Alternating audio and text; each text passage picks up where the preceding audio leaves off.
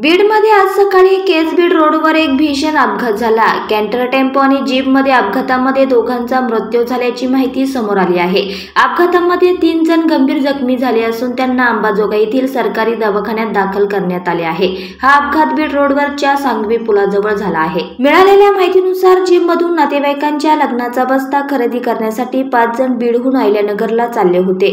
दरम्यान केज-बीड रोडवर सांगवी पुलाजवळ टेम्पो आणि जीपची धडक झाली। या उर्फ उमा श्रीराम घुले या महिलेचा जागीच मृत्यू झाला। त्या केज तालुक्यातील कोरेगावच्या रहिवाशी होत्या। या भीषण अपघातामध्ये लक्ष्मण डोईफोडे, राम डोईफोडे अन्य दोघांना जब्बर मार बसला।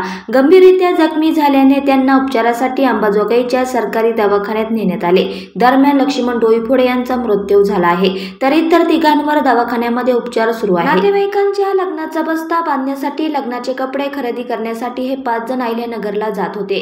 प्रवासादरम्यान त्यांच्या गाडीचा अपघात झाला। या अपघातात दोघांचा जागीच मृत्यू झाला। दोन्ही मृत व्यक्ती पेशाने शिक्षक असल्याचे म्हटले जात आहे। याशिवाय अपघातात 3 जण जखमी झाल्याचे पोलिसांनी सांगितले आहे। या अपघाताची माहिती मिळताच स्थानिक पोलीस घटनास्थळी दाखल झाले आणि त्यांनी मृतदेह केजच्या उपजिल्हा रुग्णालयात पाठवले।